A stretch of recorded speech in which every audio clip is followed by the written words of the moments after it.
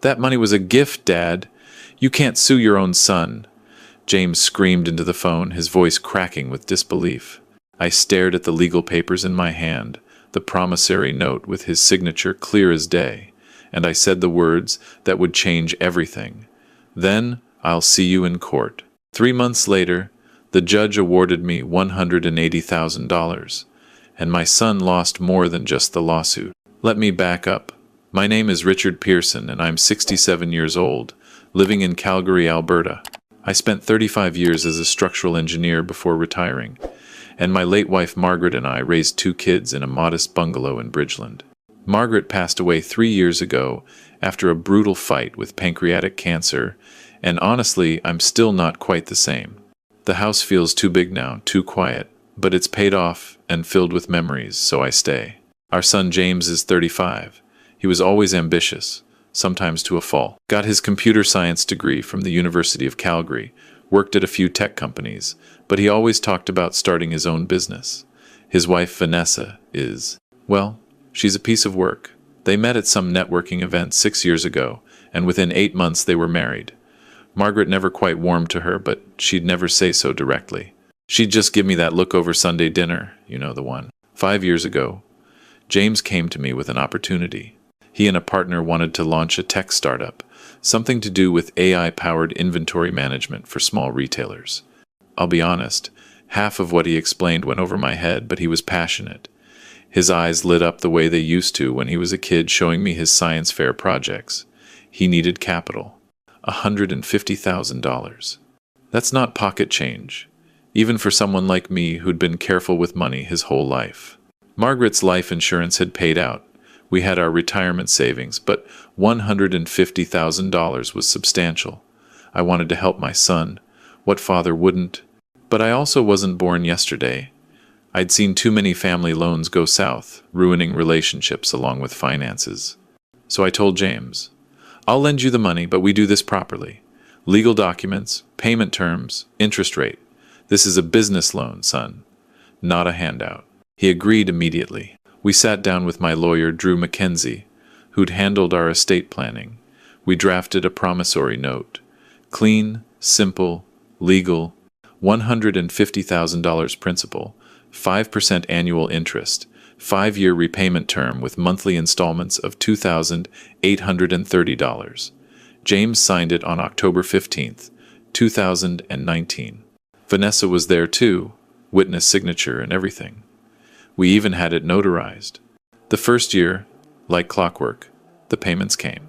E-transfer every month, sometimes with a quick message. Thanks again, Dad, our business is growing. I'd see James and Vanessa at family dinners, birthdays, Christmas. Things seemed good. The startup was gaining clients. James hired 3 employees. He showed me articles about the company in local business publications. I was proud. Margaret died in January of the second year. James was there, of course. He gave a eulogy that made everyone cry, talking about how Mom always believed in him. After the funeral, as we stood in our living room accepting condolences, James pulled me aside. Dad, I know this is hard. If you need anything at all, Vanessa and I are here. And don't worry about the loan payments right now. Take the time you need. I appreciated that. I really did. For 2 months, I didn't even look at my bank account. I was just trying to get through each day. But in March, I noticed the payment had come through. And April. And May. Every month, regular as sunrise. It meant something to me, that commitment, especially during the fog of grief. By year 3, I was doing better. I joined a grief support group, started volunteering at the Kirby Center, kept myself busy. The payments continued. James's business seemed to be thriving. They moved from their condo to a house in Mahogany, one of those new developments in the deep southeast. Nice place, probably $650,000. Vanessa posted pictures all over Facebook, the kind with strategic angles to show off their renovated kitchen and backyard fire pit. Then, in year 4, something shifted. August 2023. The payment didn't come through. I figured it was an oversight. People get busy. I sent James a text. Hey son, just checking in. Didn't see this month's transfer come through. Everything okay? 3 days. No response. Finally, a brief text. Sorry, Dad, forgot. We'll send this week. It came 5 days later. No explanation. I let it go. September. Same thing. No payment on the 1st. I waited a week before texting. This time, been swamped with work. Soon. The payment came 3 weeks late. I was starting to feel uncomfortable. This wasn't like James. I called him. It went to voicemail. I left a message. James, it's your father. I think we should talk about the loan arrangement. Give me a call when you can. He texted back instead. Everything's fine, Dad, just cash flow timing issues. You know how business is. October. No payment at all. November. Nothing. I was now missing $8,500 and my texts were going unanswered. When I tried calling, he'd decline and text, "Can't talk now," or "in a meeting." I drove to their house one Saturday in December. I didn't want to ambush them, so I'd texted first. "I'm coming by around 2 p.m. We need to discuss the loan." No response, but I went anyway. Vanessa answered the door. She didn't invite me in. She stood in the doorway, arms crossed, looking at me like I was a door-to-door salesman. "James isn't here," she said flatly. "Where is he? I've been trying to reach him for weeks." "He's busy, Richard. The business is going through a transition." Richard. Not Dad. Not even Mr. Pearson. Richard. "I understand business has challenges," I said, keeping my voice calm, "but we have an agreement. If he's having trouble with the payments, we can discuss restructuring, but he needs to communicate with me." Vanessa's expression hardened. "You know what the problem is? You're treating him like a debtor instead of your son. This is why he doesn't want to talk to you. You're obsessed with this money thing. There's a signed contract. Family shouldn't need contracts, Richard. Maybe if you'd just supported him without all these conditions, without holding it over his head, things would be different." I felt heat rising in my face. "I'm not holding anything over his head. I lent him $150,000 in good faith. All I'm asking for is what we agreed to." "You know what?" Vanessa stepped back, hand on the door. "I think you should go. James will contact you when he's ready." She closed the door. I stood there on their freshly shoveled walkway, looking at their 3-car garage and professional Christmas lights, and I felt something I hadn't expected. Not just anger. Hurt. Deep, cutting hurt. Christmas came. No invitation to their house. I went to my daughter Sarah's place in Edmonton instead, spent the holidays with her family. She knew something was wrong but didn't press. On Boxing Day, James sent a group text to the family. "Merry Christmas, everyone. Hope you had a great day," with a picture of him and Vanessa in front of their tree. I didn't respond. January 2024. I sent a formal letter via registered mail.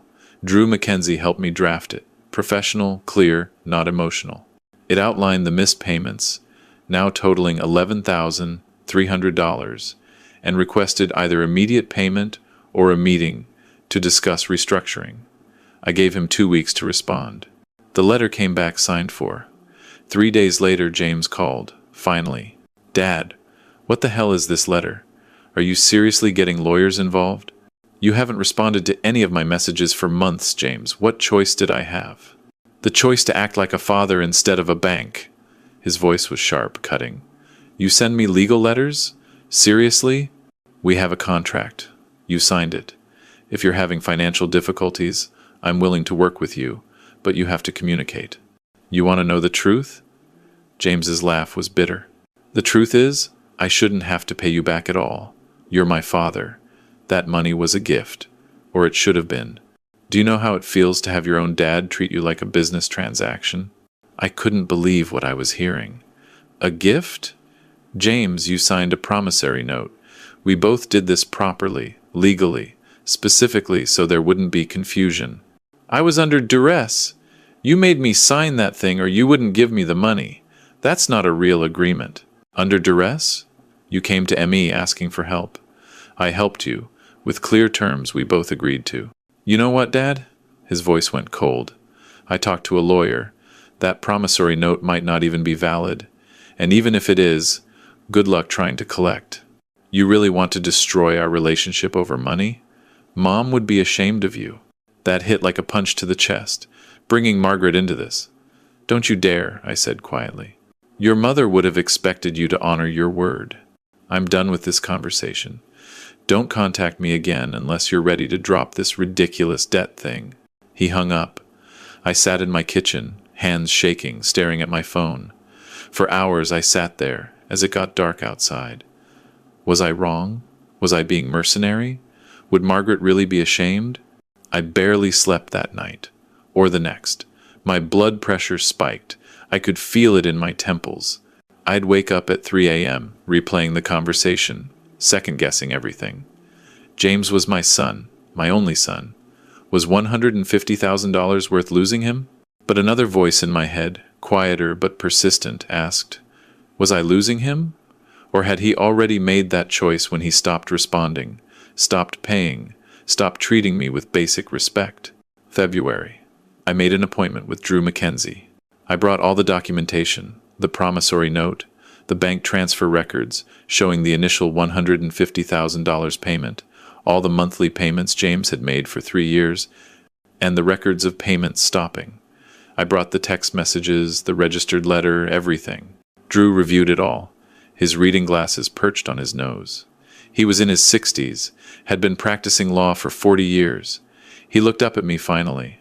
Richard, this is as solid as it gets. Notarized promissory note, clear terms, witness signatures, payment history, establishing the debt was acknowledged. If you want to pursue this, you'll win. But should I? I asked. He's my son. Drew leaned back in his chair. I can't answer that for you, but I can tell you this. I've seen a lot of family loans go wrong, usually because there's no documentation, no clarity. You did everything right. You gave your son a substantial amount of money, with reasonable terms, and for 3 years he honored that agreement. Something changed, and now he's not only refusing to pay, he's trying to rewrite history and claim it was a gift. That's not just about money anymore. That's about integrity. He said, I'm choosing money over our relationship. No, Drew said firmly. He's the one making that choice. You're asking for what was agreed upon. He's the one who stopped paying, stopped communicating, and is now attacking your character. There's a difference between being loving and being a doormat, Richard. I sat with that. If I sue him, we might never recover from this. That's possible. But from what you've told me, you're barely speaking now anyway. And if you don't pursue this, what message does that send? That he can take advantage of you, break his word, and face no consequences. Is that the relationship you want? I thought about Margaret. What would she say? She was always more diplomatic than me, but she also had steel in her spine. She didn't tolerate disrespect, especially from our kids. I remembered once when James was 16, he'd lied about where he was going and came home drunk. Margaret grounded him for a month, and when he protested, she said, I love you enough to hold you accountable. That's what real love looks like. Draw up the papers, I told Drew. It took 2 weeks to prepare the statement of claim. We were suing for the principal balance remaining, the interest accrued, plus legal costs. The total came to just over $168,000. Drew filed it with the Court of King's Bench of Alberta in early March. We had to serve James personally. Drew hired a process server. On March 12, 2024, a woman approached James outside his office building downtown and handed him the papers. James Pearson? You've been served? I knew exactly when it happened because 15 minutes later my phone exploded. 3 missed calls from James. Then a text. I can't believe you actually did this. You're suing me? Your own son? You're insane. Then another. Vanessa was right about you. You've always been controlling. This is financial abuse. Then, don't ever contact me again. You're dead to me. Each message felt like a knife, but I'd made my decision. I didn't respond. The next call was from Sarah. Dad, what's going on? James just called me screaming about you suing him. I explained everything. The loan, the signed agreement, the stopped payments, the months of being ignored. Sarah listened quietly. Dad, I had no idea. Why didn't you tell me? I didn't want to put you in the middle. Does he really owe you $150,000?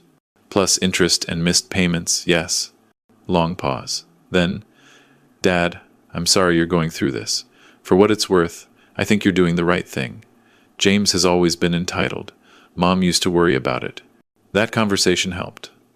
At least one of my kids understood. The legal process ground forward. James hired a lawyer, Marcus Whitfield, from one of those aggressive firms with TV commercials. They filed a statement of defense claiming the promissory note was signed under duress, that there was an oral agreement the debt would be forgiven in the family, and that I'd made verbal assurances the loan was really a gift. All lies. Drew wasn't worried. They're throwing spaghetti at the wall. Nothing's going to stick. They have no evidence because none of that happened. We went through examinations for discovery. I had to sit in a boardroom while Marcus Whitfield asked me hostile questions for 3 hours. Isn't it true you pressured your son? Isn't it true you used your wife's death to manipulate him emotionally? I kept my cool. Drew had prepared me. Stick to the facts. Don't get emotional. James's examination was different. According to Drew, James couldn't keep his story straight. First he claimed duress, then he claimed he thought the payments were voluntary. Then he claimed he'd been planning to pay, but I'd rushed to sue him. His lawyer had clearly told him to be careful, but James was angry, defensive, not a good witness. We had a mediation session in July. Court ordered. We sat in separate rooms while a mediator shuttled back and forth. I was in room A with Drew. James and Marcus were in room B. I never saw James face to face. The mediator, a retired judge named Patricia Chen, was straightforward. Mr. Pearson, your case is very strong. Mr. Whitfield knows this, but litigation is expensive and emotionally draining. Would you consider a settlement? What are they offering? They're suggesting $80,000, paid over 5 years. I looked at Drew. He shrugged. That's insulting, honestly. You're owed over $160,000, not counting legal fees. Tell them $160,000 paid within 1 year or we go to trial, I said. Patricia went back and forth 3 more times. James's best offer was $100,000 over 3 years. I declined. We'll see the judge, I told Patricia. She nodded. I thought you might say that. For what it's worth, Mr. Pearson, I think you'll prevail. Trial was set for October 15th, 2024. 5 years to the day since James signed the promissory note. I don't know if the court scheduler did that deliberately or if it was cosmic irony. I won't lie. The months leading up to trial were hard. I lost weight. My blood pressure medication got increased. Some nights I'd lie awake wondering if I was doing the right thing. But then I'd remember James's words. You're dead to me. He'd made his choice. I was just following through. The trial lasted 2 days. The courtroom was exactly like you see on TV, but smaller, more mundane. Wood paneling, harsh fluorescent lights, uncomfortable benches. James sat at the defendant's table with Marcus. We made eye contact once when I first walked in. He looked away. Drew presented our case methodically. The promissory note authenticated. The bank records showing the $150,000 transfer, every single monthly payment James had made. Text messages acknowledging the debt. The registered letter. James's own words. Cash flow timing issues, which acknowledged the debt existed. Marcus tried. He really did. He called Vanessa to testify that I'd made verbal assurances the money was flexible. But under cross-examination, Drew got her to admit she'd never heard any such conversation. She was just repeating what James told her. He called James, who testified that he'd felt pressured but couldn't articulate how. Specifically, I'd pressured him beyond requiring a legal document for a large loan. The judge, Justice Marilyn Thompson, was in her 50s. Sharp-eyed, no nonsense. She'd read all the briefs. During testimony, she interrupted Marcus multiple times. Counselor, where is your evidence of this alleged oral agreement? Do you have any witnesses to these conversations besides your client? No, Your Honor. But then let's move on. On the second day, both sides rested. Justice Thompson said she'd issue a written decision within 30 days, but would give an oral summary of her findings. Having reviewed all the evidence, she began, and my heart was pounding. I find the promissory note to be valid, properly executed, and unambiguous. I find no evidence of duress. Mr. James Pearson is a 35-year-old educated professional who entered into this agreement voluntarily. The defendant's claims of an oral agreement are uncorroborated and contradicted by the documentary evidence, specifically the payment history, which demonstrates the defendant acknowledged and honored the debt for 3 years. The defendant's decision to stop making payments appears to be one of convenience rather than legal right. I could see James's shoulders slump. Therefore, I find in favor of the plaintiff. Mr. James Pearson is ordered to pay Mr. Richard Pearson the sum of $158,240, representing the principal balance, accrued interest, and prejudgment interest. Additionally, the defendant shall pay the plaintiff's legal costs, which I assess at $22,000. Total judgment, $180,240. The defendant has 90 days to satisfy this judgment, failing which the plaintiff may pursue garnishment or seizure of assets. Court is adjourned. The gavel came down. It was over. I'd won. Drew shook my hand, smiled. Congratulations, Richard. Justice was served. But I didn't feel victorious. I felt tired. Across the courtroom, James was talking urgently with Marcus, gesturing angrily. Vanessa was crying. I walked out without looking back. The 90 days came and went. No payment. Drew filed for a garnishment order. We discovered James's business had a line of credit and some assets, but his personal bank account was nearly empty. The garnishment started taking 20% of his wages. We also placed a lien on the mahogany house. That's when James finally broke. He called me. It was late November, nearly 9 p.m. I almost didn't answer. Dad. His voice was raspy, like he'd been crying. Can we talk? I'm listening. I can't. The garnishment is killing us. Vanessa is furious. She's talking about leaving. My business partner wants to buy me out because this is affecting the company reputation. Dad, I'm losing everything. You had 90 days to pay, James. You chose not to. I know, okay? I was angry, I thought. I don't know what I thought. That you'd back down. That the judge would side with me. I was wrong. Dad, I was wrong about everything. Silence on the line. I could hear him breathing. I'm sorry, he whispered. I'm so sorry. I lied. It wasn't a gift. I knew exactly what I was doing when I signed that note. And then business got tight, and Vanessa was spending money, and I thought I could put you off. I thought because you were my dad, you wouldn't really push it. I took advantage of you. And then when you did push, I got defensive and mean because I knew I was in the wrong. I closed my eyes. Part of me wanted to rage at him, to list all the ways he'd hurt me. Another part wanted to forgive him instantly, tell him it was okay. I did neither.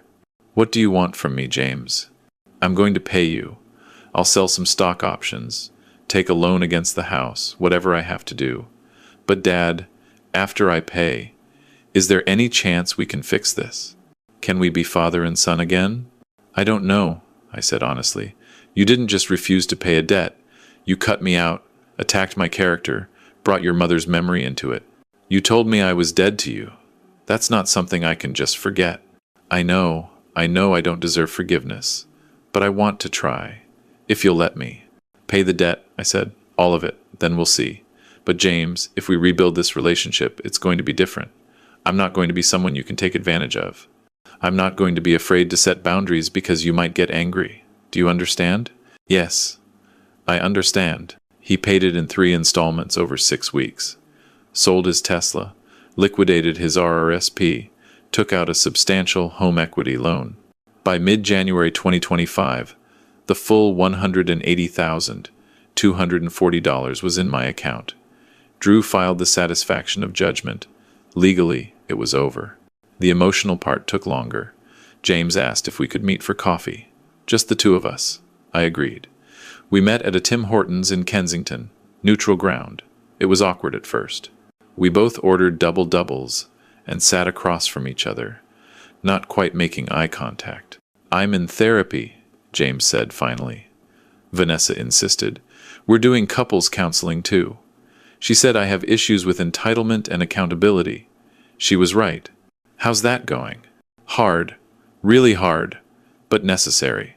My therapist asked me to write you a letter. I have it here, if you want to read it. He slid an envelope across the table. I opened it. 3 pages, handwritten. It detailed everything. His feelings of entitlement, his justifications, how he'd twisted things in his mind to make himself the victim. It apologized, specifically, for the things he'd said. "You are not dead to me, Dad. You never were. I was just angry and ashamed, and I lashed out at the person I knew would love me anyway. I took advantage of that love. I'm sorry." I folded the letter carefully. "Thank you for this. I meant every word." We talked for 2 hours. He told me about the business struggles, the pressure from Vanessa to maintain a lifestyle, his fear of being seen as a failure. I told him about the loneliness since Margaret died, how his rejection had compounded that grief. Neither of us cried, but it was close. "I can't promise things will go back to how they were," I said as we stood to leave. "I don't want them to," James said. "How they were wasn't healthy. I want better. I want to be someone Mom would be proud of." We've been rebuilding slowly. Dinner once a month. Phone calls every couple weeks. It's not the relationship we had before, but maybe that's good. It's more honest now. He knows I love him, but I won't be a doormat. I know he's capable of making poor choices, but also of recognizing and correcting them. As for me, I used some of the settlement money to take a trip Margaret and I had always planned. 3 weeks in New Zealand. I scattered some of her ashes at Milford Sound, like she wanted. I donated $50,000 to the Tom Baker Cancer Center in her name. And I met someone. Her name is Linda. She's 64, a retired school teacher, also widowed. We met at a grief support group, of all places. We've been seeing each other for a few months now. It's different from what Margaret and I had. How could it not be? But it's good. Linda knows everything about the lawsuit. She told me, "You taught your son that love includes accountability. That's a gift, even if it came wrapped in tough circumstances." Maybe she's right. I've learned that being a good father doesn't mean saying yes to everything. It doesn't mean accepting disrespect to keep the peace. Margaret used to say, "Boundaries aren't walls. They're bridges to healthier relationships." I didn't fully understand that until I had to enforce one. My advice, if you're facing something similar, document everything. If you lend money to family, do it properly. And if someone you love violates that trust, know that holding them accountable isn't cruelty. Sometimes it's the most loving thing you can do. Because real relationships can't exist without mutual respect, and respect means honoring your commitments. James and I are proof that you can come back from betrayal, but only if both people are willing to do the hard work, only if both people are honest about what went wrong, and only if boundaries are respected going forward. If you enjoyed my story, or if it helped you with a situation you're facing, please hit that like button and subscribe to Shattered Vengeance for more stories about overcoming betrayal and rebuilding stronger. Drop a comment below. I'd love to hear your thoughts or your own experiences. Have you ever had to take legal action against a family member? How did it turn out? Let's talk about it. And remember, setting boundaries doesn't mean you love someone less. Sometimes it means you love them and yourself enough to demand better. Thanks for listening. Take care of yourselves out there.